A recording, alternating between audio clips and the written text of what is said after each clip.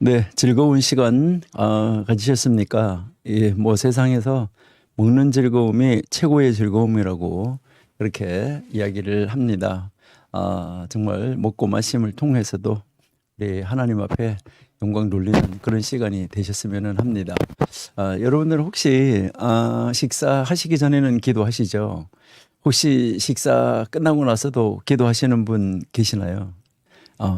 유대인들은 밥 먹기 전에 기도하고요. 밥 먹고 나서도 기도해요.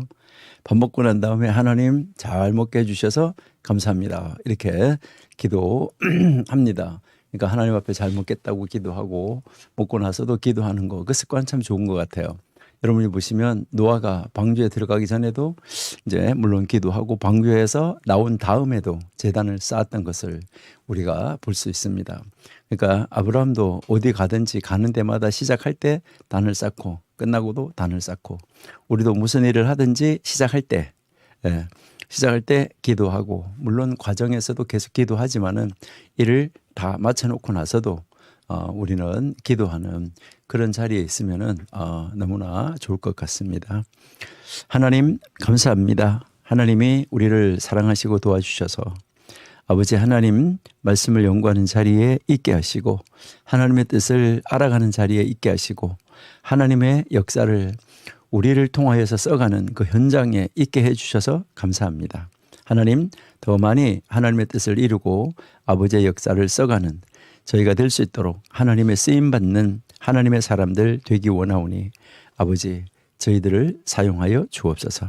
하나님의 그 손에 합당하게 쓰임받을 수 있도록 저희들 또 공부도 열심히 하고 성경 열심히 읽고 하나님의 말씀 속에 말씀의 능력으로 무장되게 해 주옵소서. 오늘도 아버지 하나님께서 이 시간 함께 해주시기를 원하오며 예수님의 이름으로 기도드립니다. 아멘. 네, 우리 계속해서 우리 여호수아 15장 21절부터 계속 공부하도록 하겠습니다. 그래서 15장 21절에서부터 이제 63절까지가 이제 그 유다의 영토에 속한 이 성읍들을 쫙 이렇게 열거해 가는 것을 우리가 알 수 있습니다. 이제 그 성읍들을 뭐 이렇게 다 이렇게 가면서 여러분이 성읍들을 이렇게 한번 보시면은 그 성읍들이 우리가 잘 알고 있는 그 족장들 있잖아, 그렇죠? 여러분들이 그 잘 아시는 대로 이제 우리 3대 족장, 우리는 요셉은 족장이 아닙니다. 그러니까 많은 사람들이 이제 뭐 창세기 같은 경우에 아브라함, 이삭, 야곱, 요셉 이렇게 하는데 그것은 아니죠. 아브라함, 이삭, 야곱 이렇게 이제 이 3대 족장인데 그 족장들, 이제 그 족장들이 이렇게 지나갔던 그 족장들이 거했던 그런 자리에서 이제 자주 등장하는 그러한 그 지명들이 지금 이 가나안 땅 정복하고 나서 각 지파들에게 분배될 때 자주 나타나는 것을 볼 수 있습니다. 그러니까 족장들이 시대에 살았을 때 그때 그 이름이 족장들 이후 그 시대, 한참 이후의 시대, 다시 말해서 500년 이후 그 시대에도 그 이름이 그냥 그대로 사용되어지고 있는 것을 우리가 알 수 있는 것이죠.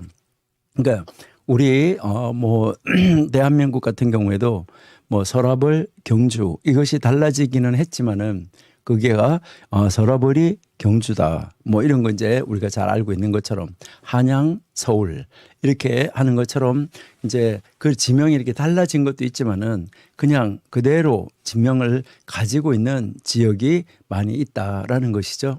그러니까 이 족장 시대에 불려졌던 그 지역, 그러니까 아브라함이 갈대 우르를 떠나서 하란에 살다가 가나안 땅에 들어가서 살았었잖아요. 그러니까 아브라함, 이삭, 야곱이 거주해서 옮겨 다니던 그런 그 지역들이 이제 그 후손이 지금 400년이 지난 그 다음에 거기에 다시 들어가서 그 땅을 다시 차지했을 때, 그럴 때 거기에서 그냥 그 지명이 그대로 사용되어지고 있는 그런 지명들도 있었다. 아니면은 그 지명이 바뀌어진 지명도 있었다 하는 거. 이것을 우리가 이제 알 수 있는 것이죠. 그러니까 21절에서부터 이제 15장 21절에서부터 63절까지 이제 이 유다 지파에게 이 속하였던 이 성읍들을 쫙 나열이 이제 되어지고 있는 것을 우리가 이제 볼 수 있다는 거죠. 그럼 이제 우리 54절을 한번 보실게요. 54절. 예.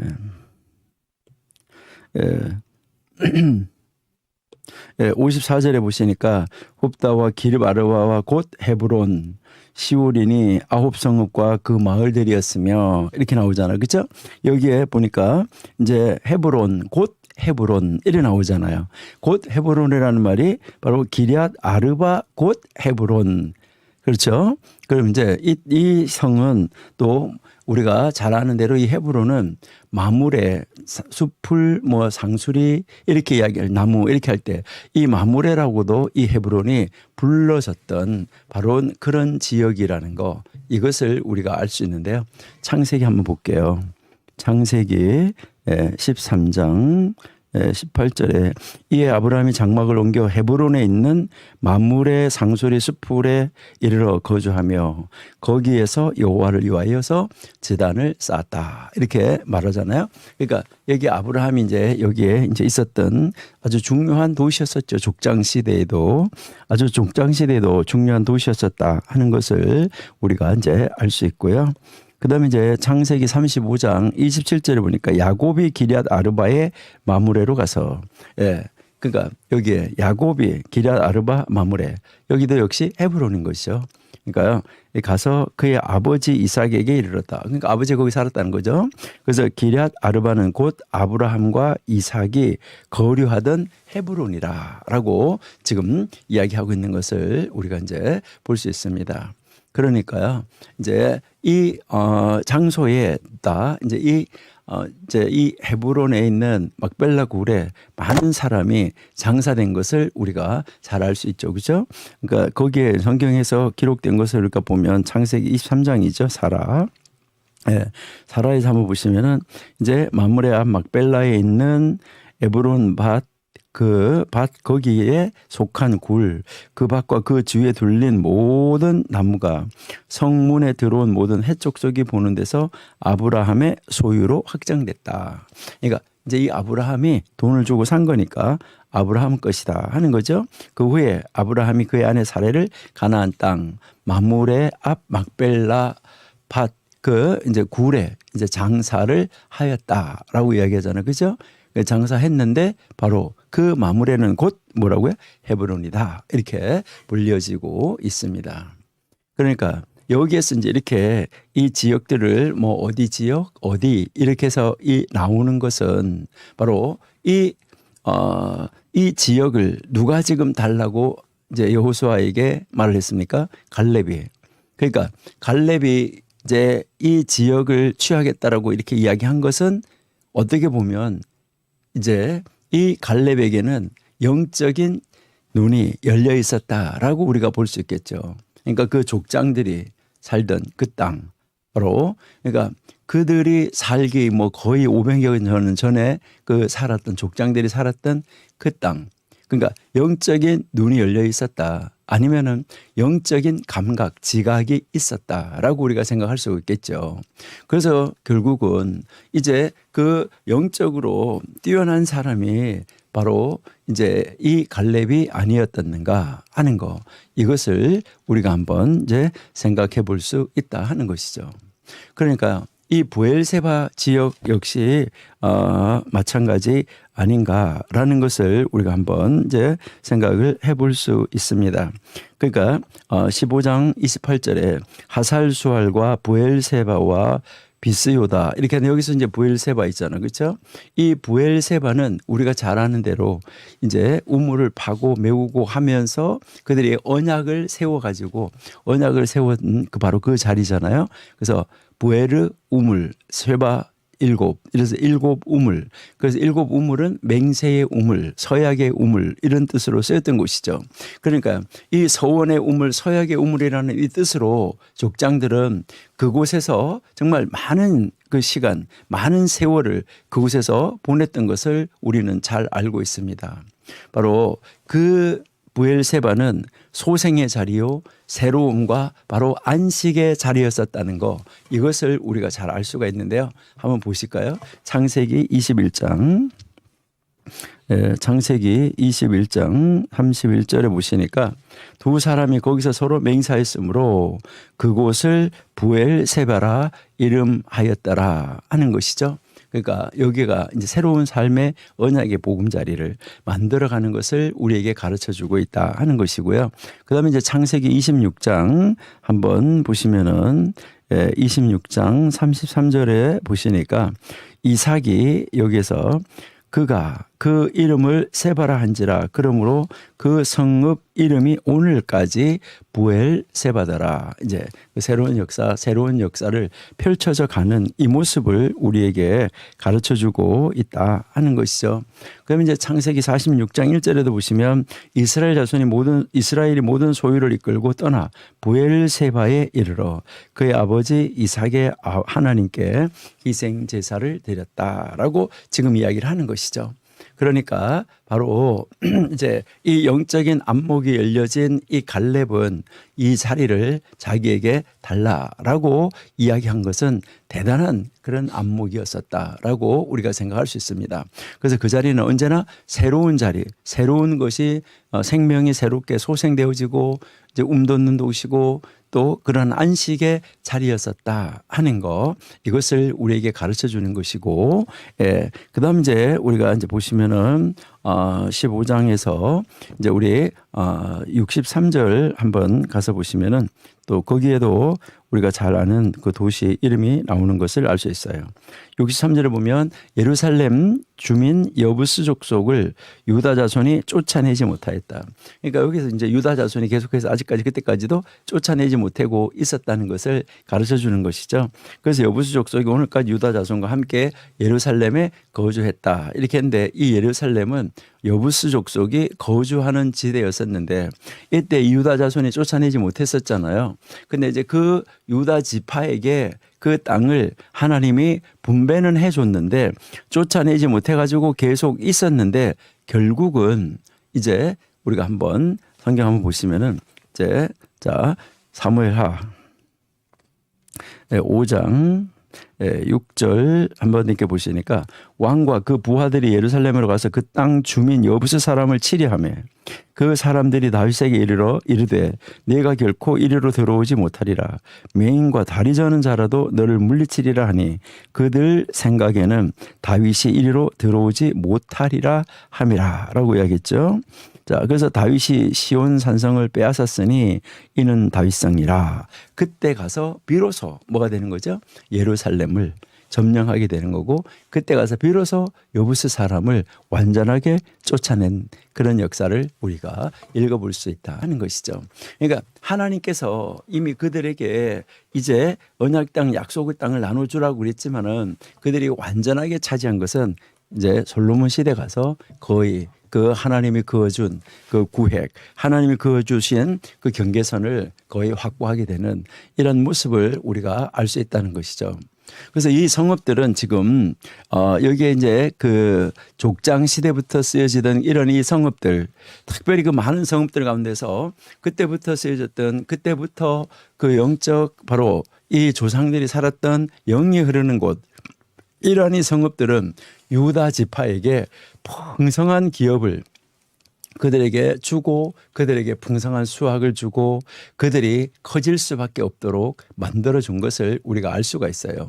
그러다 보면 나중에 남왕국 북왕국으로 나눠질 때 보면은 결국은 남왕국 전체가 다 이제 유다 땅이었던 것을 우리가 알 수가 있어요.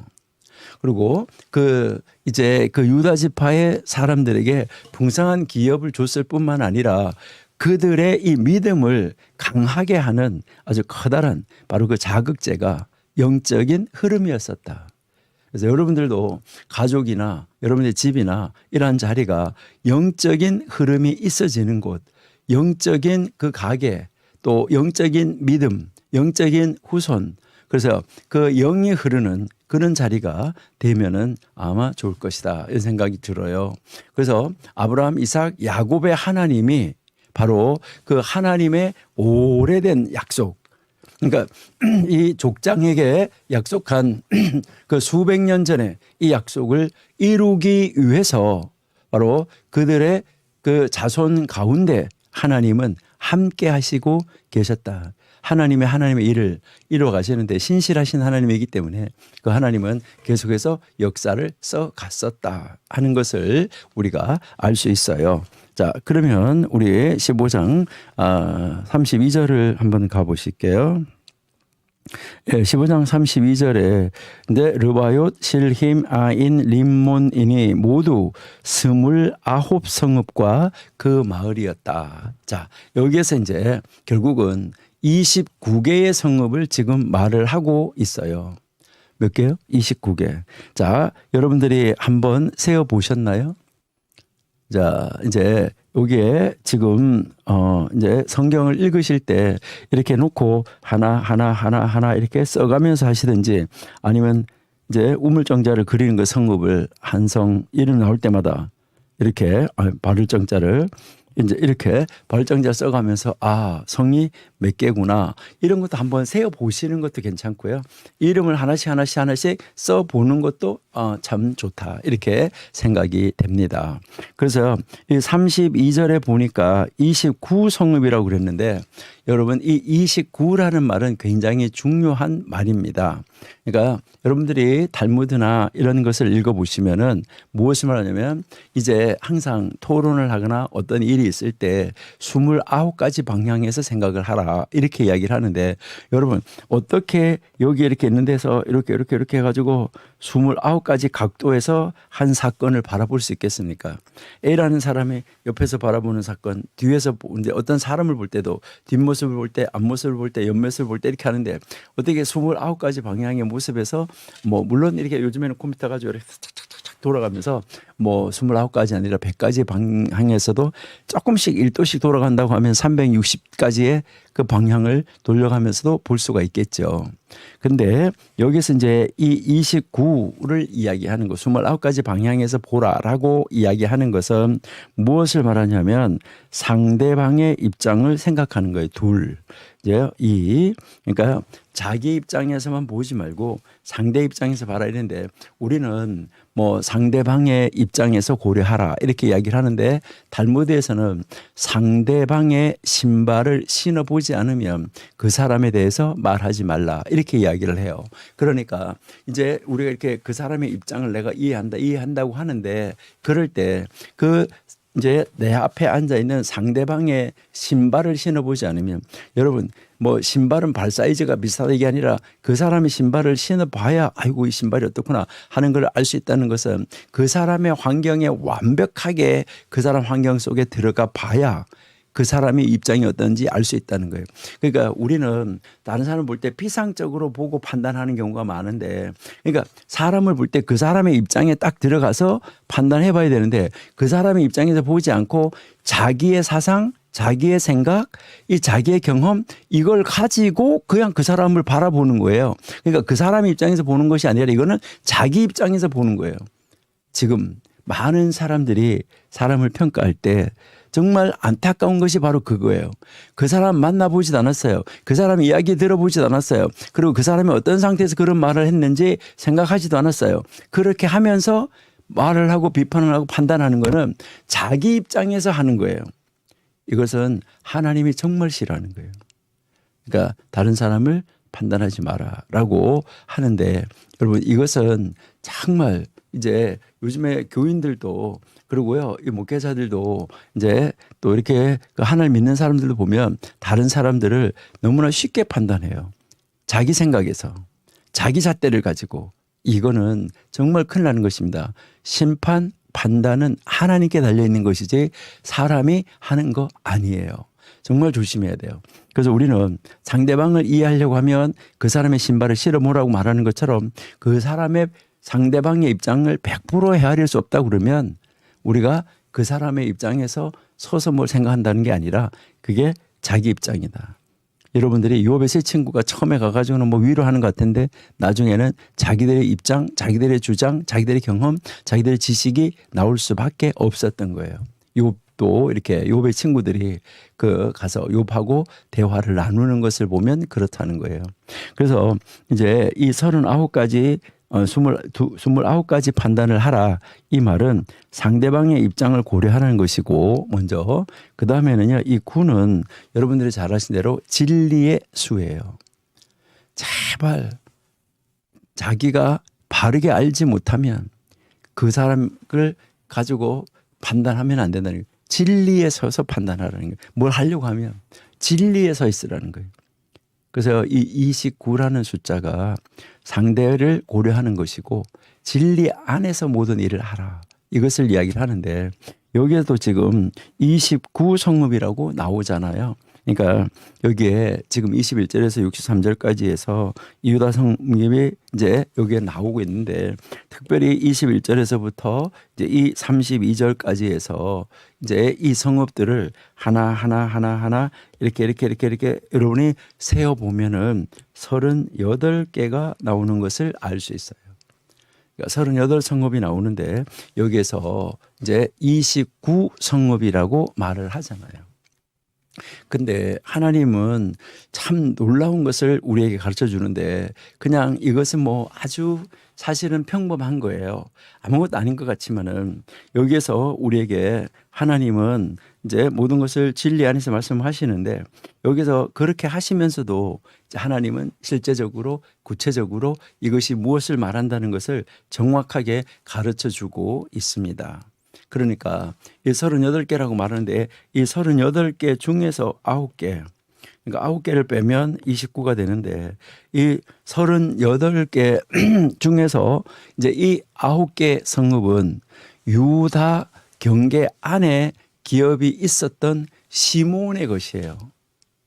그러니까 참 놀랍다라는 것을 볼 수 있는데 그러니까 유다 성읍 이제 여기 이렇게 보시면 여기가 이제 이렇게 요거 아까 우리가 이제 이게 유다잖아요. 유다인데 여기 안에 이렇게 유다 지파 안에 이제 이 시몬 지파가 있었다는 거예요. 그러니까 유다 지파 안에 시몬 지파가 있는데 여기에 여기에 이제 이름이 나와 있는 이제 이 38개 중에서 9개는 여기 안에 있는 것이다 이 말이에요. 9개는. 그러니까 이런 것을 보면 하나님의 말씀은 정말 오밀조밀하고 뭐 우리가 이렇게 보면 정말 이제 우리가 1.1획도 오류가 없다. 이제 이렇게 이야기를 하는데 여러분들이 잘 아시는 대로 1.1획이라고 이야기를 할 때 구약에서 그 1점은 이렇게 요 히브리어로 요 글자, 요 히브리어로 요 글자를 우리가 이제 요드라고 그래요. 요드. 요런데 이거를 필기체로 쓸 때는 이렇게 써요. 이렇게 쓰고 그다음에 이제 또 이렇게 하는데 바브라는 글자가 있는 게 바브. 이렇게 우리 아랍의 숫자 1처럼 이렇게 바브라는 글자가 있는데 요거를 뭐라고 했냐면 요드 하나 바브 하나도 잘못된 것이 없다. 이렇게 이야기를 하는 것입니다. 그러니까요. 점 하나도 잘못 찍힌 것이 없어요. 그래서 특별히 유대인들 같은 경우에는 어떤 거 이야기하냐면 요런 글자가 있어요. 여러분 이제 히브리어 공부해 보시면 근데 요런 글자가 있어요. 정말 비슷하죠. 그러니까요. 여기가 이렇게 비슷한데 요렇게 여기가 이제 하도 옛날에는 파피루스를 접었다 폈다 하면 이렇게 없어졌어요. 이렇게 없어지면은 이제 이게 여기가 이렇게 따라가지고 이제 이 글씨가 무슨 글씨인지 잘 안 보일 때도 있다 이 말이죠. 그러면은 이거를 요런 글자일까? 요런 글자일까? 요렇게 해서 이걸 이렇게 맞춰보는 거예요. 요렇게 할 때 여기에 요 뒤에 여기 귀퉁이에 점 하나가 이렇게 나오는 거예요. 그러니까 요렇게 되는 거고 요거는 요렇게 됐다. 그러니까 여기에 요 점 하나 요런 거 하나까지도 오자가 없다. 요것을 이야기를 하는 것입니다. 그러니까요. 이제 이 하나님의 말씀은 정말 오묘한 거예요. 그러니까 1.1획도 오류가 없다 하는 거. 이거는 정말 우리는 하나님의 말씀을 내가 몰라서 앞뒤가 안 맞는 것 같고 이상하게 느껴지는 것 같은 것인지, 이것은 여러분들이 분명히 느끼셔야 되는 것은 내가 모르는 것이지 성경이 잘못된 것은 하나도 없습니다. 그러니까요, 자기가 모르면서 성경이 뭐 이렇다 저렇다 우리 말하면 안 돼요. 저는 모르겠습니다. 이걸로 끝나야 되는 거예요. 우리가 모르는 거예요. 그러니까 성경은 정말 오류가 된 곳이 하나도 없다 하는 거, 이것을 여러분이 한번 보셔야지 돼요. 그래서 이제 이 성읍을 여러분들이 세워 보실 때, 이 성읍을 하나하나 이렇게 세워 나가실 때 여기에 왜 29성읍이라고 했을까? 이것은 나중에 여러분들이 이제 19장에 가가지고 19장에서 시므온에게, 그러니까 이 시므온에게 속한 성읍을 한번 바라보시면 돼요. 자, 그러면 우리 19장 한번 볼게요. 자, 19장 1절에 둘째로 시므온. 자, 유다 다음에 시몬이 여기서 나왔는데, 이제 시므온 곧 시므온 자손의 지파를 위하여 그들의 가족대로 제비를 뽑았으니 그들의 기업은 유다 자손의 기업 중에서라. 네. 유다 자손의 기업 중에서, 그 기업 안에서, 그러니까 38개가 있었는데 그 안에서 9개 여기로 나갔었다 하는 것을 우리가 알 수 있다 하는 것이죠. 예. 그러니까 우리가 정말 성경을 읽어가면서 하나님의 말씀은 정말 오묘하다. 정말 하나님의 말씀은 놀랍다. 이렇게밖에 우리는 느낄 수밖에 없다. 그러니까 우리는 하나님의 말씀을 들고 앉아가지고 하나님의 말씀이 왜 이래? 이렇게 하는 거, 이거 정말 말도 안 되는 거예요. 정말 우리는 하나님의 뜻 앞에서 우리가 내가 무지하구나 하는 거, 이것을 우리는 느껴야지만 된다 하는 것이죠. 그래서 여러분들이 이렇게 정광 목사님 혹시 그런 말씀하시는 걸 들으셨나요? 여러분들이 이렇게 만약에 이 백지가 이렇게 있는데 종이 한 장이 있을 때, 이 백지 한 장이 있을 때 이 백지가 만약에 이제 이 백지 한 장이 지식 전체다, 세계의 지식 전체다고 했을 때 여러분의 지식은 얼마나 될까요? 라고 이렇게 물어보시는 그런 말씀 들어보신 적이 계시죠? 여러분, 여러분의 지식은 여기 안에 이렇게 해서 요 점 하나 정도 크기만 하시나요? 아니면은 여러분 한 이 정도 되시나요? 아니면은 어떤 분이 이 정도 되시나요?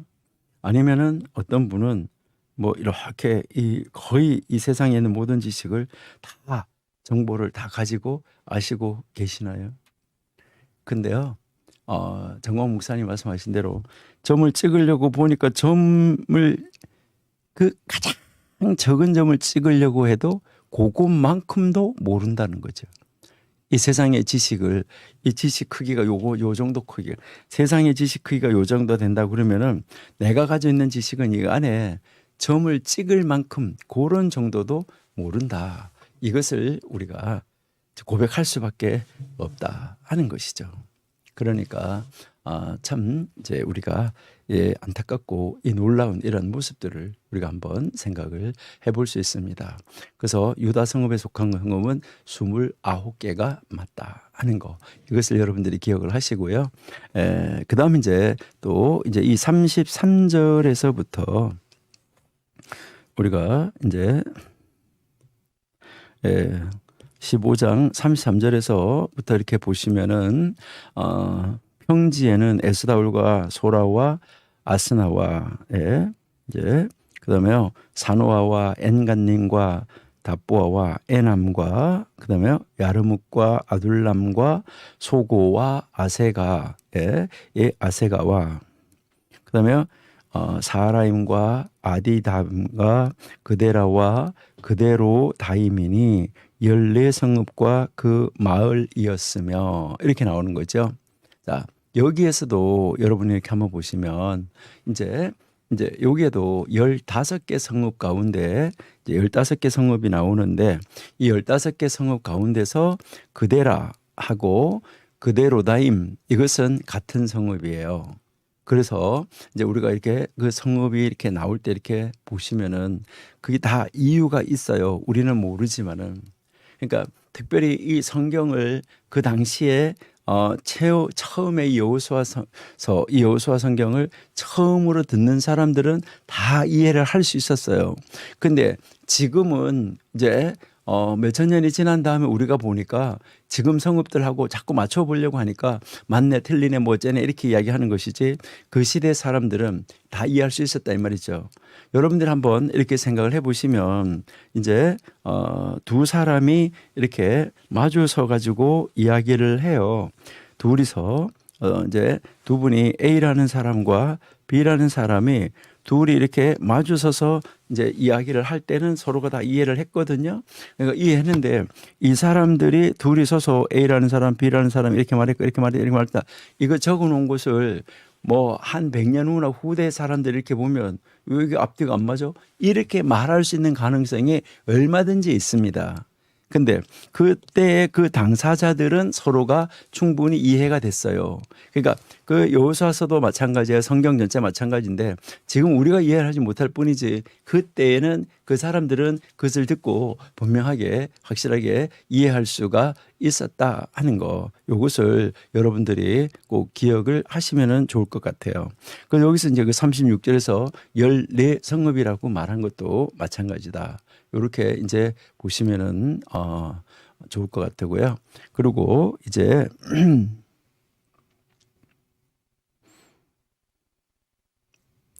이제 우리 15장 63절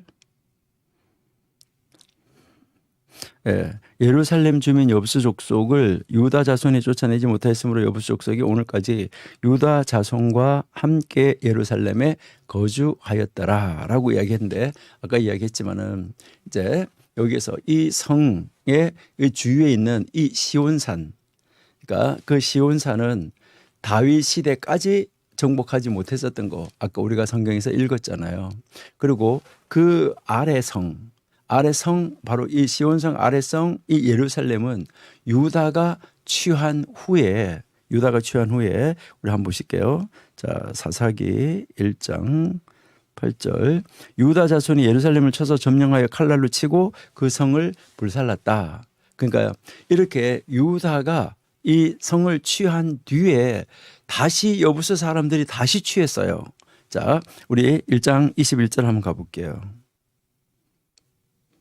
사사기 1장 21절에 베냐민 자손은 예루살렘에 거주하는 여부수 족속을 쫓아내지 못하였으므로 여부수 족속이 베냐민 자손과 함께 오늘날까지 있더라. 그러니까 다시 여부수 족속이 다시 취했던 거예요. 그러니까 이 예루살렘은 유다만이 아니라 베냐민에게도 속한 것으로 나와요. 예, 우리 한번 보실게요. 예, 셀라와 엘렉과 여부스 곧 예루살렘과 기브앗과 기럇이니 14성읍이요 그 마을들이라 이는 베냐민 자손이 그들의 가족대로 받은 기업이다라고 여기서 이제 나오고 있는 것이죠. 그러니까 이제 이 예루살렘은 유다만이 아니라 베냐민에게도 속하였던 이런 장소로 나오고 있다는 거죠. 이것은 이 두 자리가 바로 뭐라는 거죠? 두 지파 사이의 경계에 위치해 있었다 하는 것을 우리에게 가르쳐 주는 거예요. 자, 그러니까 여러분들 이제 여기서 이래 보시면 예루살렘이 여기 있는데,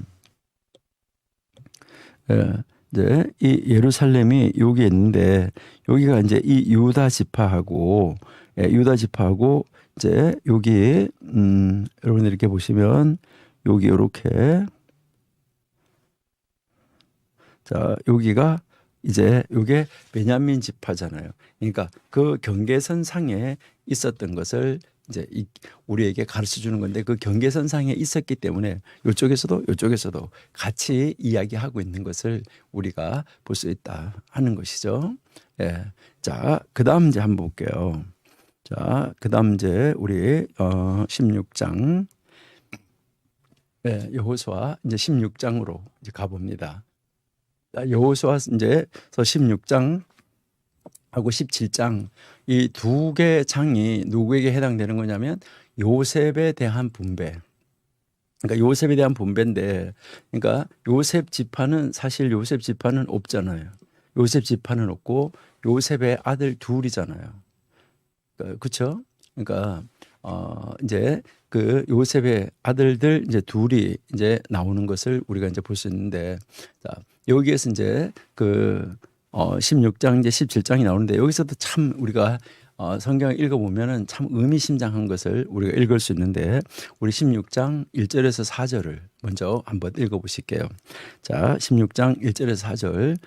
요셉 자손이 제비를 뽑은 것은, 요셉 자손은 여러분이 아시는 대로 두 지파가 된 거예요.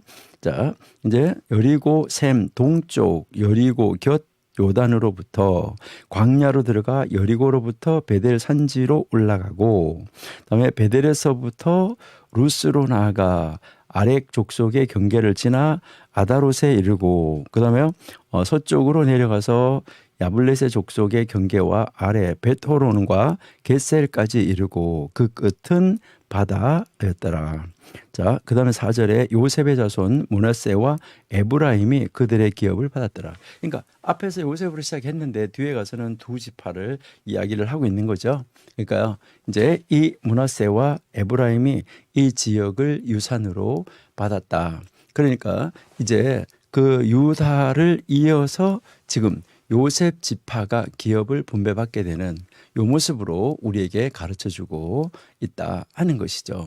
그러니까 이제 이 요셉에게는 이제 이 요셉이 왜 이렇게 두 지파를 가지게 됐느냐, 이것을 설명하는 것은 무엇 때문이냐면, 제가 몇 번 이렇게 말씀을 지금 드렸었는데, 지난 시간에도 요셉은 두 배를 받았다. 이 두 배라는 것은 무엇을 이야기하는 거죠? 이제 이 세상에서 장자가 복을 받는데 두 배의 복을 받는다. 장자는 다른 아들보다가 두 배의 복을, 재산, 두 배의 재산을 상속을 받잖아요. 그러니까 요셉이 육신적인 장자의 복을 받았다는 거, 이것을 이야기를 하는데, 그러면은 그 앞에 있는 장자들은 뭐 어떻게 된 거냐? 그러니까 제일 먼저 난 아들은 사실은 루벤이잖아요. 예, 우리 창세기 49장 4절을 한번 보실게요. 창세기 49장 4절에 봅니까? 물의 끓음 같았은즉 너는 탁월하지 못하리니 내가 아버지의 침상에 올라 더럽혔음이로다. 그가 내 침상에 올랐었도다 라고 지금 이야기를 하는 거죠. 자, 그렇게 해서 여기서 이제 이 르우벤이 무엇을 했냐면 장자권을 상실했다라는 것을 우리가 볼 수 있는데, 역대상 5장 1절을 한번 보실게요. 역대상 5장 1절에 보시니까 이스라엘의 장자 르우벤의 아들들은 이러하니라. 르우벤은 장자라도 그의 아버지의 침상을 더럽혔으므로 장자의 명분이 이스라엘의 아들 요셉의 자손에게로 돌아가서 족보의 장자의 명분대로 기록되지는 못하였더라라고 지금 이야기를 하고 있죠. 자, 그러니까 이제 이 르우벤이 큰아들인데 장자인데 르우벤이 상실한 거예요. 그러니까 두 배의 복을 받을 것을 상실을 했는데, 그 상실하고 났는데 그 잃어버린 그 장자권의 이 복을 누가 받았느냐? 이제 요셉이 가지게 됐다. 이것을 이야기를 하는 거죠. 그래서 요셉의 영토에 이 일반적인 경계를 먼저, 항상 그렇잖아요. 일반적인 경계를 먼저 주고 그다음에 자세하게 나왔잖아요.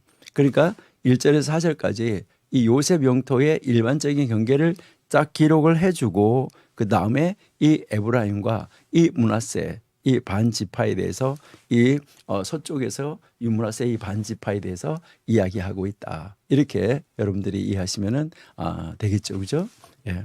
자, 그렇게 해서 이제 이 5절부터는 이제 16장 5절부터 여호수아가 16장 이제 그 4절까지는 전체적으로 말을 해주고 5절부터 에브라임 자손이 그들의 가독지대로 받은 지역은 이러하다. 그들의 기업의 경계는 동쪽, 이렇게 해가지고 이제 이 5절에서 10절까지가 이제 이 에브라임 지파의 경계가 나타나고 있다 하는 것을 우리가 알 수 있어요. 자, 그러니까 이제 이 에브라임 지파의 경계는 어디까지 이제 이 가지는가 하는 것을 여러분이 한번 보시면 되겠죠. 자, 여기가 이렇게 이제 아까 우리가 유다, 그다음에 이제 여기 이렇게 여기가 이제 여기로 이렇게 이어진 거, 요게 이제 우리 좀 전에 우리가 이제 봤던 대로 여기는 베냐민 지파가 갖고, 그다음 이제 여기 요렇게 요 땅을 이렇게 이제 차지하게 되는데, 여기가 바로 이제 에브라임 지파가 가지게 됐다 하는 거. 이것을 이제 우리에게 보여주고 있는 거죠. 그러니까 이 에브라임 지파의 이 경계선을 이제 여기서 이제 우리 보여주는데, 자 10절을 한번 보실게요.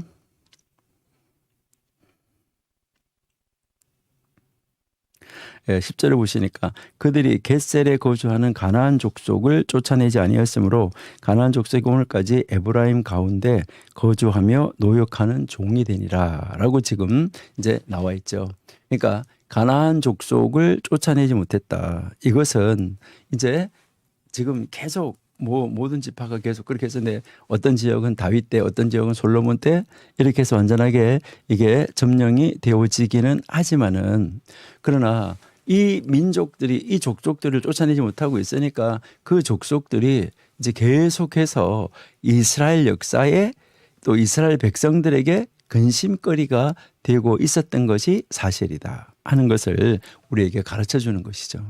그러니까 끊임없이 그것이 이제 이스라엘 백성들하고 이스라엘 그 나라에 아주 커다란 이 손실을 가져다가 주는 것이었었다 하는 것을 우리에게 가르쳐 주고 있다. 이제 이렇게 보시면 되겠죠. 그 다음에 이제 17장, 그러니까 16장은 10절까지밖에 없고, 자 16장 1절에서부터 13절까지가 므낫세 기업의 일부가 이제 나오는 것이죠. 그러니까 17장 1절에서 이제 이 므낫세 지파를 위하여는 제비 뽑은 것은 이러하다 하면서 이제 뭐 요셉의 장자였었다 이렇게 이야기하는 것을 우리가 볼 수가 있죠. 그래서 이 므낫세 기업의 일부는 이미 요단 동편에 길르앗 바산에 있었다 하는 거, 이것을 우리가 이제 알 수가 있는 것이죠. 자, 그러니까 여기에 1절을 계속해서 읽어보시면은 이제 장자 마길은 길르앗의 아버지라 그는 용사였기 때문에 길르앗과 바산을 받았다. 이제 이렇게 이야기하고 있는 거죠. 그러니까 그 장자이기 때문에 거기를 받았다라고 이야기를 하는데, 자 여기에서 여러분들이 이제 한번 이렇게 보시면은 요단 이제 여기 이 요단 이제 이 동편에 있는 이제 요 지역, 요게 므낫세 이제 이 반 지파가 가졌던 지역이고, 가졌던 지역이고, 여기에 이제 이렇게 해가지고 요 지역 이제 이 지역이 또 므낫세 반 지파가 이제 이 서편에서 가지는 이 지역이다. 참 엄청난 지역이죠. 여기서 이렇게 여러분 이렇게 보시면은, 근데 뭐 지금은 이제 여러분들 가보시면은 아시지만은 이 호수 이쪽은 다 요르단이에요. 그렇죠. 그러니까 이쪽은 지금 이 므낫세 동편의 땅은 다 없어졌죠. 그리고 뭐 밑에 마찬가지죠. 뭐 루벤 지파나 이 땅은 다 이미 동쪽에 있는 그런 그 땅들은 이미 다 오래전에 지금 다른 나라의 땅으로 넘어간 것을 우리가 알 수 있어요. 자, 그렇게 해서 여기에 이 서편 바다까지 이제 이 므낫세가 이 땅을 참 굉장히 넓은 땅을 이제 이 차지하게 된 것을 우리가 알 수 있다 하는 것이죠. 그러니까 요단 이 서편의 영토가 굉장히 컸었다 하는 거, 이것을 우리에게 가르쳐 주는 것이잖아요. 그러니까 여기에 정말 이 큰 성읍이 있었었는데 이 성읍들은 다 요새였었다 하는 것을 알 수 있어요. 우리가 이제 여기 한번 보시면은 7절부터 보시면 므낫세의 경계는 아셀로부터 세겜 앞 믹무닷까지이며 오른쪽으로는 엔답부와 그 주민 경계에 이르나니, 이제 이 답부아 땅은 므낫세에게 속하였으되 므낫세 경계에 있는 답부아는 에브라임 산지에게 속하였다. 경계선이라는 거겠죠. 그래서 그 경계가 이제 가나 시내로 내려가서 그 시내 남쪽에 이르나니 므낫세의 성읍 중에 이 성읍들은 에브라임에게 속하였으며 므낫세의 경계는 그 시내 북쪽이고 그 끝은 바다이다. 굉장히 넓은 지역을 차지했다는 거예요. 남쪽으로는 에브라임에 속하였고 북쪽으로는 므낫세에게 속하였고 바다가 그 경계였고 그들의 땅에 북쪽은 아셀에 이르고 동쪽은 이사갈에 이르렀다. 거기가 붙었다는 거죠. 그래서 이제 이사갈과 아셀에도 므낫세의 소유가 있었다. 그러니까 베스안과 그 마을들과 이슬르암과 그 마을들과 도레 주민과 그 마을들이고 또 이제요 엔돌 주민과 그 마을들과 다하낙 주민과 그 마을들과 무깃도 주민과 그 마을들 세 언덕 지역이라. 여러분 여기에 이 요단 이 서쪽에 있는 영토 이 북쪽으로 베스안, 이블르암, 돌, 엔돌 그다음에 다하낙, 무깃도 이런 이 지역 있잖아요. 이 지역은 가나안의 요새 중에 요새였었어요. 예, 요 바로 여기서 나오는 이 지역이 요새 중에 요새인데 12절을 보시니까 므낫세 자손이 그 성읍들의 주민을 쫓아내지 못하며 가나안 족속이 결심하고 그 땅에 또 거주했다라고 이야기를 하는데 정말 그 땅이 아주 좋은 그런 요새 중에 요새였었다 하는 것을 우리가 알 수 있어요. 그래서 이제 이 에브라임의 그 에브라임 사람들이 이제 분배받은 이 성읍 중에 일부는 또 어디에 속했냐면 므낫세 영토 안에 있었고 또 므낫세 성읍 중 일부는 아셀과 이사갈 영토 안에도 있었다. 이것을 우리에게 이제 가르쳐 주는 것이죠. 자, 그러니까 이게 이제 다 이게 이렇게 므낫세잖아요.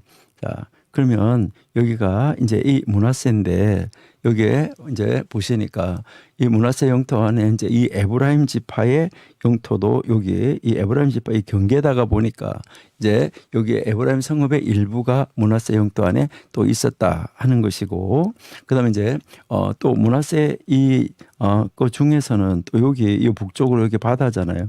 여기에 이제 이 바로 여기 아셀 지파 그러니까 이 아셀 지파에게도 붙어 있었다. 그리고 여기 있는 이 이사갈 지파에게도 이 영토가 붙어 있었다 하는 것을 우리에게 가르쳐 주는 것이죠. 그러니까요. 이제 또 여기서 우리가 한번 보면 슬로보핫이 이제 나오는데 이 슬로보핫은 딸들만 있었기 때문에 그 기업을 어떻게 물러갔냐라고 이야기를 하는데 이 슬로보핫의 딸들이 이제 하나님이 모세에게 명령해 준 대로 바로 므낫세 아들들과 함께 기업을 받게 되는 것을 우리가 알 수 있다 하는 거죠. 자, 그러니까요. 우리 민수기 27장 한번 보시도록 할게요. 민수기 27장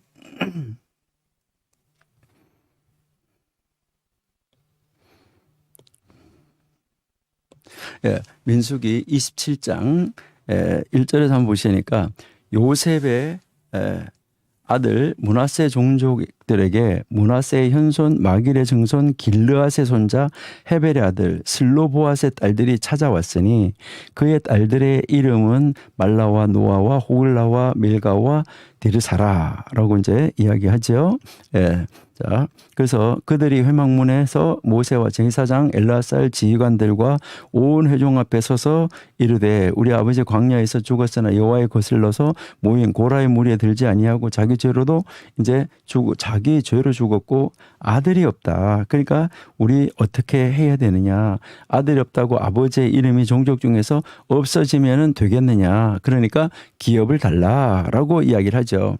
그러니까 모세가 그 사연을 이제 하나님 앞에 기도했잖아요. 그 기도한 다음에 모세가 이제 슬로보앗의 딸들의 말이 맞다. 그러니까 아버지 형제 중에서 그들에게 기업을 주어서 받게 하라. 그들의 아버지 그들의 그 기업을 그들에게로 돌려줘라라고 지금 이야기하고 있는 것을 우리가 볼 수 있어요. 그러니까 므낫세의 아들들과 함께 지금 이 슬로보앗의 딸들은 이제 이 기업을 물려받았다 하는 것을 우리가 알 수가 있고 이것은 슬로보앗의 가문이 이제 남자 후사가 없었지만은 기업을 받을 수 있도록 한 바로 모세의 조치였었는데 이게 모세 개인의 조치가 아니라 모세가 하나님 앞에 좀 전에 읽어본 대로 기도했잖아요. 그래서 하나님 앞에 기도하고 그 기도한 것을 가지고 말을 했다는 거죠. 그래서 그 슬로보앗의 딸들은 므낫세에게 속한 땅이 이제 통혼으로 다른 지파에게 흡수되어지지 않도록 그들 지파 안에서 결혼을 해야지 된다 하는 거 이게 이제 민수기 36장 1절에서부터 이제 13절까지 나오는 내용이에요. 민수기 36장에서요. 자, 그다음 이제 우리 다시 여호수아 이제 계속 이어져서 14절부터 보시도록 하겠습니다. 자, 17장 14절에서 이제 여기서부터 이제 18절까지 이제 14절에서 지금 이제 18절 이제요. 여호수아 이제 17장 14절 18절은 에브라임과 이 므낫세는 요단의 이 서쪽이잖아요. 서쪽 서로 인접한 이 기업을 받은 다음에 이제 그들이 한 분기만을 이제 이 얻는 것과 북쪽으로 요새들이 둘러싸여 있는 거 여기에 대해서 또 불평하는 것을 우리가 볼 수 있어요. 참 안타까운 이런 모습인데 자 17장 14절 한번 보실게요. 요셉 자손이 여호수아에게 말하여 이르되 여호와께서 지금까지 내게 복을 주심으로 내가 큰 민족이 되었거늘 당신이 나의 기업을 한 제비 한 분기수로만 내게 주시면 어찌함이니까. 이제 왜 한 분기만 얻는 것에 대해서 지금 이야기를 하는 거죠. 그러니까 여호수아가 그들에게 이르되 네가 큰 민족이 되므로 에브라임 산지가 네게 좁을진대 브리스 족속 르바임 족속의 땅 삼림에 올라가서 스스로 개척하라 이렇게 이야기했죠. 자 16절 보세요. 그 산지도 내 것이 되리니 비록 살림이라도 내가 개척하라 그 끝까지 내 것이 되리라. 가나안 족속이 비록 철병거를 가졌고 강할지라도 내가 능히 그를 쫓아내리라 하였더라. 이렇게 지금 말씀을 하고 있는 것이죠.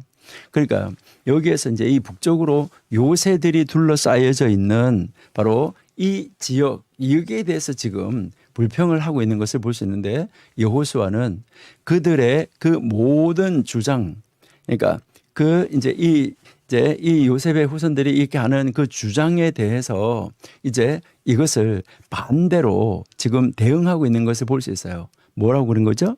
그들이 수가 많으므로 땅이 더 필요하다고 말했잖아요.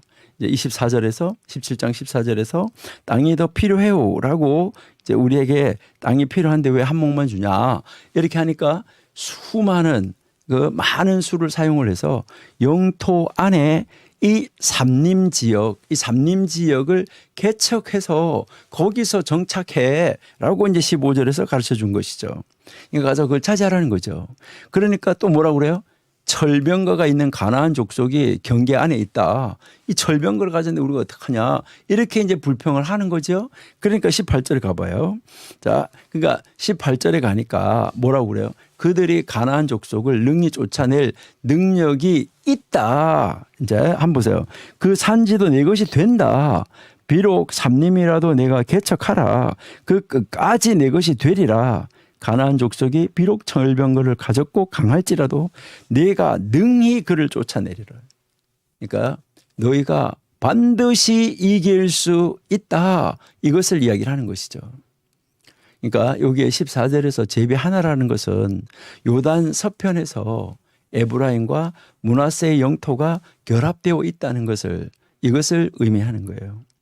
여호수아는 너는 한 분기만 가질 것이 아니라고 여기서 이제 분명하게 이제 이야기를 하고 있어요. 그러니까 한 분기만 가지는 것이 아니다. 자, 그런데 요단 서편에서 그러니까 이 에브라임 지파 므낫세가 영토가 이제 결합됐죠. 그래서 이제 한 지파만을 가지는 것이 아니라는 것이죠.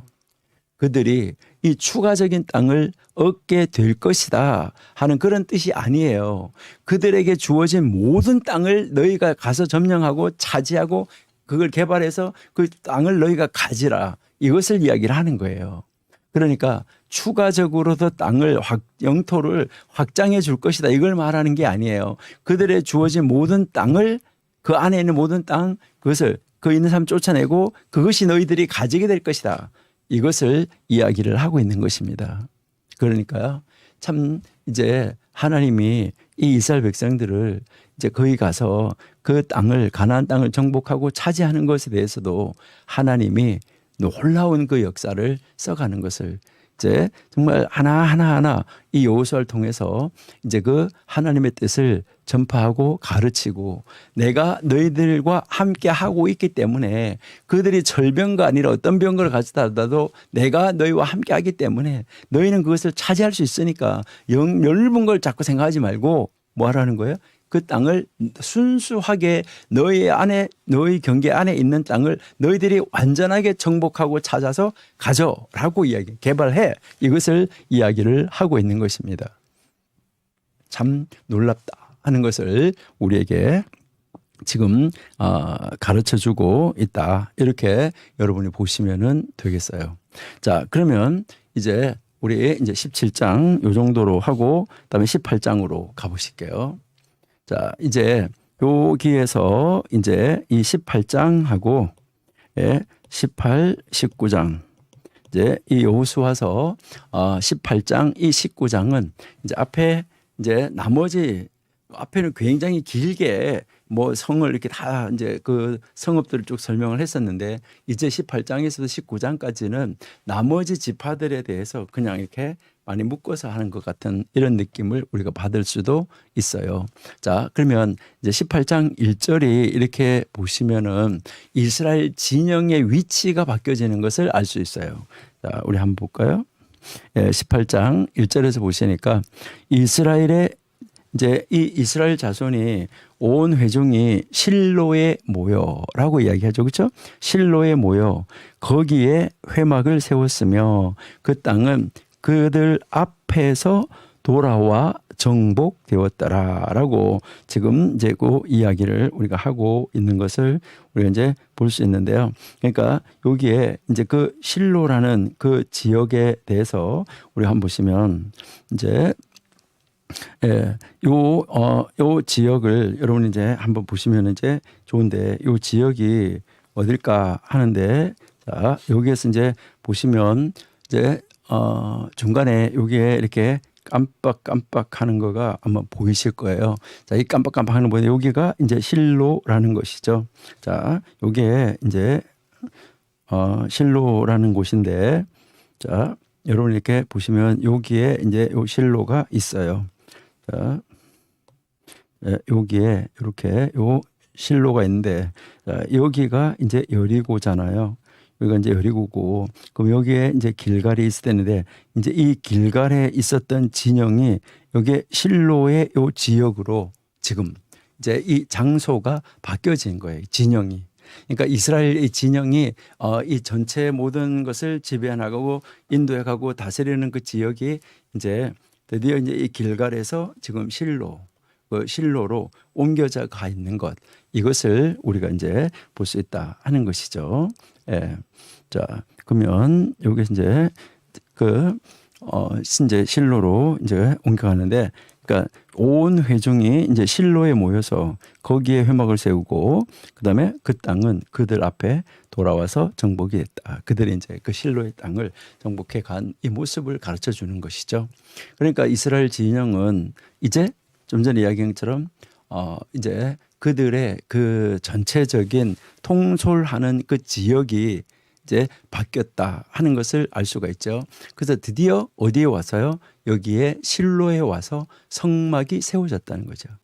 성막이 세워졌는데 이 성막이 세워져서 여기에서 사무엘 시대까지 이 실로에서 성막이 머물러 있었다 하는 거. 여러분들이 아마 잘 기억을 하시고 아시고 계실 거예요. 그러니까 사무엘 때까지 성막이 여기에 와서 이제 이때 이제 멈춰서 여기 있었다는 거죠. 그러니까 여기가 중심 기지가 됐었다라는 것을 우리가 이제 알 수 있어요. 그다음에 이제 계속해서 이제 이 땅 분배 이야기를 하는 것이 2절부터인 것이죠. 그러니까 이스라엘 자손 중에 그 기업의 분배를 받지 못한 자가 아직도 7지파다. 그러니까 앞에서 이제 그 지파 이제 2지파 반 이야기가 나가고 이제 아직 7지파가 남아 있는데 이 7지파가 받는 이 분배하는 땅에 대해서는 아주 간단하게 이렇게 처리하고 넘어가는 것을 우리가 알 수 있다 하는 것이죠. 자, 그래서 7지파인데 3절에서 여호수아가 이스라엘 자손에게 이르되 너희가 너희 조상의 하나님 여호와께서 너희에게 주신 땅을 점령하러 가기를 어느 때까지 지금 지체하느냐라고 이야기를 하고 있죠.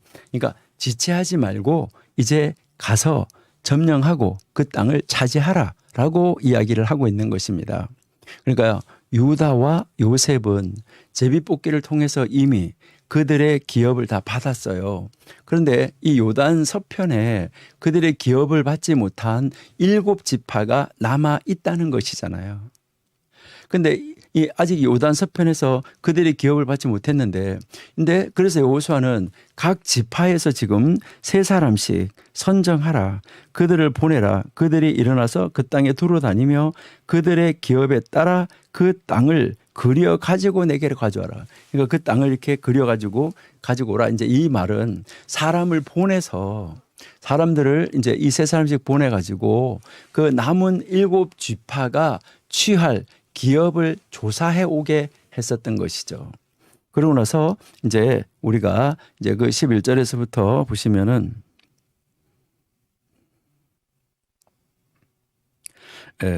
11절에서 오시니까 베냐민 자손의 지파를 위하여 그들의 가족대로 제비를 뽑았으니 그 제비 뽑은 땅의 경계는 유다 자손과 요셉 자손의 중간이라 라고 지금 이야기하잖아요. 자, 그러니까요, 여기에서 우리가 이제 한번 보시면은, 자, 여기가 유다, 그쵸? 이쪽이, 여기 아래가 이제 유다고, 그 다음에 이제 여기가 이제, 에브라임이잖아요. 에브라임. 자, 여기 에브라임이니까, 거기 요 사이라는 거죠. 그죠? 요 사이. 자, 그러니까 여기 요 사이예요. 이제 여기는 아니에요. 자, 여기. 자, 여기에 있었다. 이것을 이제 이야기를 하는 것이죠. 자, 그 이제 이 베냐민의 이 경계가 여기에 이제 기록이 되어져서 나오고 있는 것을 우리 이제 볼 수 있어요. 자, 그러면은 이제 이렇게 해서 이 이제 18장 1절에서부터 11절에서부터 28절까지 여기까지가 이제 그 땅의 경계를 계속 그어주는데, 여기에서 이제 11절에서 21절, 11절에서부터 20절까지, 11절에서 20절까지가 여기가 이제 베냐민 경계, 베냐민 경계가 나오고, 그 다음 이제 21절에서부터 28절까지는 그 베냐민 경계 안에 있는 바로 그 성읍, 이 성읍에 대해서 이제 기록하고 있는 것을 볼 수 있어요. 그러니까 베냐민의 분깃은 어떻게 보면 굉장히 작지요. 자, 이제 우리 한번 보시면, 이제 여기에 이 베냐민이 차지하고 있는 요 땅, 요 경계는 아주 굉장히 이렇게 아주 작은 땅이었었다 하는 것을 알 수 있어요. 그러니까 이제 그 작았지만은 그들이 아까 세 명씩 각 지파에서 뽑아서 내보냈고 그들이 선택한 것이었었어요. 그렇지만 이곳은 정말 요 아주 작지만은, 여러분이 한번 보시면 요 작지만은 굉장히 다 중심지역, 아주, 그러니까 이 이스라엘 땅의 심장이랑 마찬가지 중심부였었던 거죠. 그죠? 중심부였고, 이스라엘이 가나안에서 이제 그 수고하여 얻은 첫 열매가 그 경계선 안에 들어있었죠. 그 첫 열매가 바로 뭐예요? 여리고. 그렇죠. 여기가 이제 다 여기 안에 이렇게 있었던 것을 우리가 알 수 있어요. 그러니까, 그리고 이 요단으로 건너와서 이 첫 번째 요 지역이었었던 그들이 이제 좀 전에 그 길갈에서 진영을 이제 치고 있다가 이제 실로로 옮겼다 그랬잖아요. 그 실로로 옮겼다 그랬는데 바로 그 길갈에 진영을 치고 있었던 그 길갈이 베냐민 영토 안에 있었다는 것이죠. 이 베냐민 영토 안에 길갈이 있었다는 거, 이거는 정말 하나님 앞에서 여러분 보시면은 큰 은혜 중에 은혜입니다. 왜 그렇습니까? 요단강을 믿음으로 기적을 만들어내고 건넜다는 그 증표가 어디에 있어요? 길갈에 있어요. 그들이 돌을 가지고 와서 그들이 그 유숙하는 그곳에다가 돌을 세웠다고 그랬잖아요. 그러니까 요단을 정말 믿음의 기적으로 건넌 거, 이것을 증거하는 돌무더기, 그것이 거기에 있었다는 거예요. 거기에서 이스라엘 백성은 또 가나안에서 무엇을 했죠? 가나안 땅에 들어오자마자 이제 그들이 뭐 했냐면 할례를 했고, 그곳에서 언약의 표, 그러니까 하나님과 이스라엘 백성들의 언약의 표를 이제 이 광야 시절에 할례하지 못했던 거 그 할례를 해서 하나님의 언약을 지킨 자리예요. 처음으로 가나안 땅에 들어와 가지고 그리고 이 가나안 땅에 들어와서 거기서 준비해서 무엇을 했냐면 유월절을 가나안 땅에 들어와서 처음 유월절을 지켰던 자리예요. 여러분 이거 역사적인 현장입니다. 그러니까 이스라엘 백성들에게 있어서 이 땅이 굉장히 중요한 역할을 하는 그러한 그 도시 그 지역이 어느 지파에게 있었냐 베냐민 지파에게 있었다. 이거는요 정말 베냐민 지파가 어떻게 보면 놀라운 복을 받은 지파인 거예요. 그리고 이제 거기 왔을 때 만나가 끊어졌던 자리예요. 그러니까 거기에서 가나안 땅에 첫 소산을 먹었던 땅이라는 말이죠. 여러분 정말 중요하죠. 여기에서 이스라엘 백성들이 이제 그 이집트에서 있었던 모든 수치를 굴려버렸어요. 이거 다 굴려버리고 이제 그러한 아주 귀중한 자리, 역사의 현장의 자리, 역사의 기념탑이 있는 자리, 그런 자리죠. 가나안의 모든 것 중에서 가나안의 어떤 지역보다가도 가나안에 있는 어떤 성읍보다가도 정말 이제 그 가장 중요한 역사적인 의미가 있는 곳, 그곳이 길갈이잖아요. 여러분, 길갈보다 더 역사적인 의미가 있는 그런 성읍 현장은 없습니다. 그래서 이것은 이 길갈만큼 다양한 측면에서 영적인 교훈을 가르쳐주는 그런 자리는 없어요. 그런 자리가 베냐민 지파에게 돌아갔다. 유다 갈렙만큼이나 뭐 한 거예요? 영안이 열려져 있었던 정말 그 사람들이다라는 것을 우리가 알 수가 있어요. 이 여리고의 이 폐허가 된 여리고가 완전히 지금 다시 싸우면 큰일 나잖아요. 지난번에 우리가 살펴봤잖아요. 이제 아들들이 다 죽게 된다는 거. 그러니까 이 여리고의 이 폐허가 베냐민 땅 안에 지금 여전히 하나님 앞에 드려진 성읍으로 증거물로 남아 있다라는 것이죠. 이 여리고성은 이제 이 이스라엘 백성 여호수아의 군대가 가나안 땅으로 들어오기 전에는 난공불락의 요새였었어요. 요새 중에 요새로 여겨지던 그 성벽이 돌 위에 돌이 하나도 남지 아니하고 완전하게 평토화되어졌다는 거잖아요. 이 기적이 남아있는 자리가 바로 베냐민 지파가 분배받은 그 땅 안에 남아 있었다. 그러니까 라합의 집에 이 속한 분깃, 언제나 믿음에 반응하는 바로 하나님의 은혜에 대한 증거로 서 있는 그런 자리였었다. 베냐민 사람들은 이 전쟁이 여호와께 하나님께 속한 것이라는 거, 이것을 새롭게 기억할 필요가 있을 때마다 언제나 이곳을 찾아올 수가 있었던 자리예요. 그리고 우리가 잘 아는 대로 이 베델이라는 지역, 하나님의 집, 이 베델은 베냐민 사람들로 하여금 그들의 조상의 믿음, 그다음에 이스라엘의 그 구원자의 신실하심을 생각하게 하는 그런 자리였었다 하는 것을 우리가 알 수 있어요. 그러니까 우리 창세기 한번 보실까요? 28장. 창세기 28장 18절에서 보시니까 아침에 일찍 일어나서 베개로 삼았던 돌들을 가져다가 기둥을 세우고 그 위에 기름을 붓고 그곳 이름을 베델이라 하였더라. 이 성의 옛 이름은 루스라. 예. 그리고요. 야곱이 서운하여 이르되 하나님이 나와 함께 계셔서 내가 가는 이 길에서 나를 지키시고 먹을 떡과 입을 옷을 주시어. 이제 평안히 하나님의 집으로 돌아오게 하시면 여호와께서 나의 하나님이 되실 것이요 라고 이야기하고 내가 기둥으로 세운 이 돌이 하나님의 집이 될 것이요 하나님께서 내게 주시는 모든 것의 10분의 1을 내가 반드시 하나님께 드리겠나이다 라고 이렇게 그 신앙 고백을 하고 하나님 앞에 이렇게 서원하는 바로 그 이스라엘 민족의 이 조상들의 믿음, 그리고요 그 이스라엘의 구원자 되시는 신실하신 하나님, 이 하나님을 기억하게 하는 자리, 정말 역사적인 그 현장을 다 가지고 있는 그 지파가 베냐민 지파다 하는 것을 우리가 알 수 있어요. 이거는 뭐 우리가 창세기 35장에도 나오는데 여러분들이 이제 한번 다 읽어보시면 야곱에게 이르되 일어나 베델로 올라가서 거기 거주하며. 예. 그러니까 이제 그 땅이 얼마나 소중한 땅인가 하는 것을 이제 가르쳐 주고 있는 것이죠. 그리고 특별히 예루살렘은 어떻습니까? 뭐 우리가 더 말할 필요가 없는 것이죠. 예루살렘은 이스라엘의 그때까지만 해도 뭐 이스라엘의 수도가 될지 안 될지 누가 알았겠어요?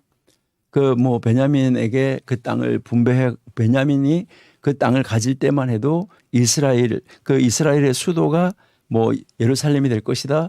누가 뭐 상상이나 했겠어요?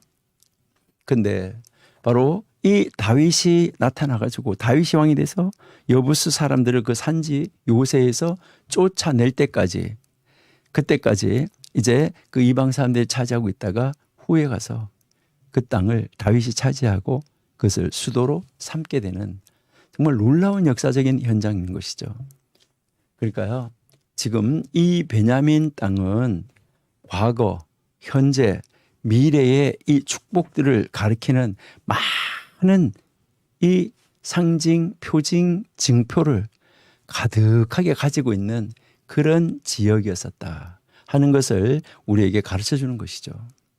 근데 어떻게 이렇게 이 야곱의 막내 아들에게 정말 이렇게 풍성한 기업이 주어졌을까? 참 놀랍죠. 예, 우리도 정말 하나님 안에서 이렇게 커다란 정말 그 하나님의 기업을 우리가 물려받을 수 있는 그런 자리로 갈 수 있으면은 얼마나 좋을까. 이러한 것을 우리가 한번 생각해 보게 됩니다. 그래서 우리도요, 이제 어떤 역사적인 그런 사건이 정말 하나님 앞에 감사할 사건이 이런 것이 있을 때마다 기념비가 될 만한 것은 하나씩 해놓는 것이 좋아요. 그래서 나중에 자녀들이 우리가 여러 번 이야기했는데 그것을 바라보면서 우리 어머니, 아버지, 우리 할머니, 할아버지가 이렇게 하셨던 거야.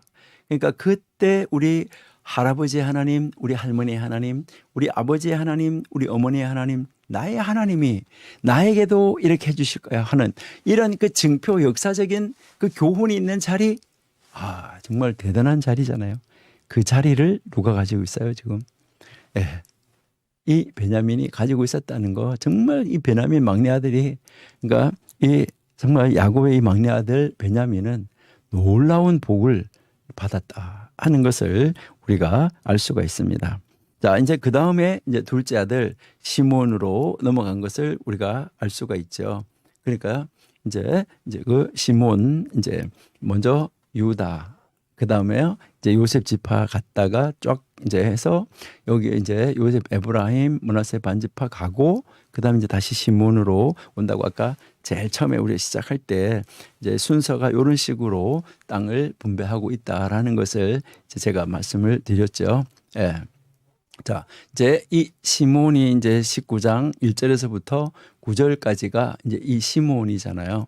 그러니까 이 시몬의 이 기업, 시몬의 기업은 유다 지파의 기업 한 가운데 있었다.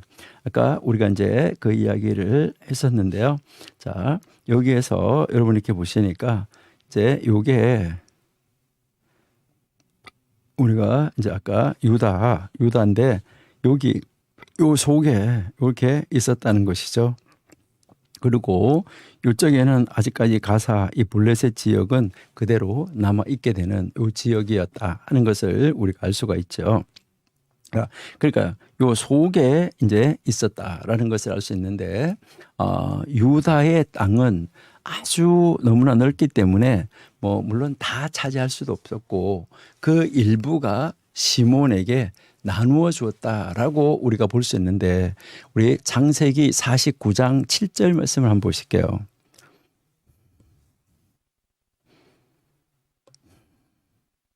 예, 창세기 49장 7절 말씀에 보시니까 그 노여움에 혹독하니 저주를 받을 것이요 분기가 맹렬하니 저주를 받을 것이라.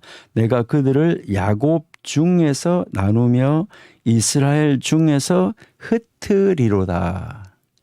그러니까요. 참 이 안타까운 이제 이 시몬 지파에게 요셉 이제 이 야곱이 이제 이제 그 자기 아들들의 그 미래에 대해서 이제 그 예언을 할 때 보니까 참 이 시몬에 관한 이 예언은 너무너무나 안타까운 예언이었었는데 이제 이렇게 그 유다 지파 안에 들어가서 사는 그런 지파로, 그러니까 정말 이스라엘 중에서 흩트리라고 했는데 그 시몬에 관한 이 야곱의 예언이 여기에서도 우리가 보면 성취되어지는 정말 안타까운 이런 모습을 우리가 볼 수 있어요.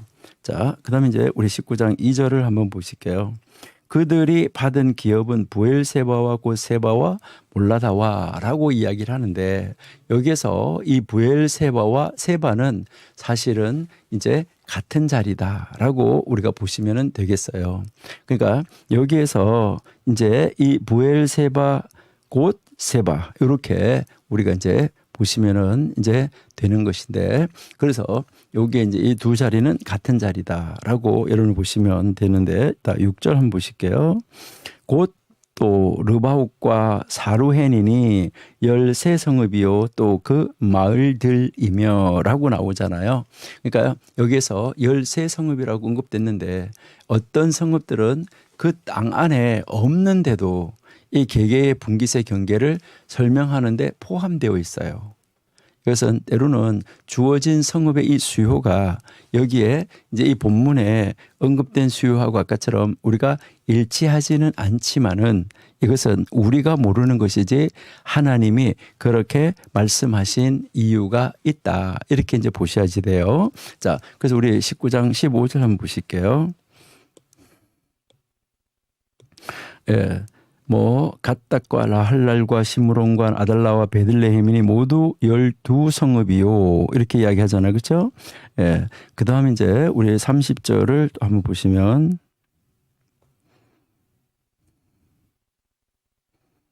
예.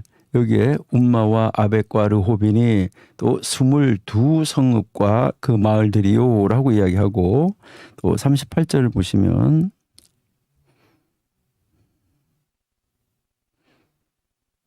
예, 아론과 믹다렐과 호렙과 벳 아낙과 벳 세메스니 19성읍과 그 마을들이다. 이렇게 이제 이 나오는데, 이것은 어떤 성을 어떻게 포함시켰고 어떤 경계에 있는 성을 어떻게 포함시켰고 우리는 그것을 모르기 때문에 그렇지, 이것이 틀린 것은 아니다. 이것을 여러분들이 꼭 기억을 하셔야지 돼요.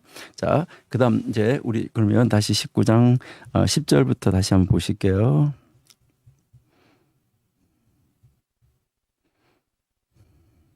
예, 여기에 이제 10절에서 셋째로 했죠. 그죠? 셋째로. 자, 이제 셋째로 스불론 지파를 위하여 그들의 가족대로 제비를 뽑았으니 그들의 기업의 경계는 사리까지이며라고 지금 나오는 거죠. 그러니까 여기에 우리가 이제 다시 이렇게 보시면은 이제 10절, 19장 10절에서부터 39절 여기까지 이제 이 나머지 6지파의 경계가 이제 나오는 거죠. 이제 한 지파 이제 갔으니까요.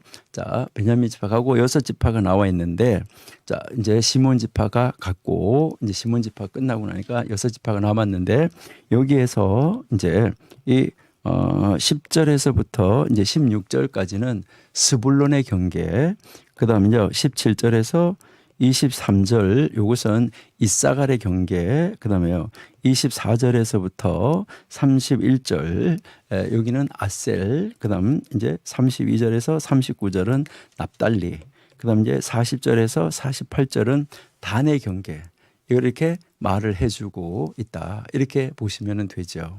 근데 이 단 역시 유다의 성읍의 일부였던 것을 우리가 알 수가 있습니다. 그러니까 한번 보실까요?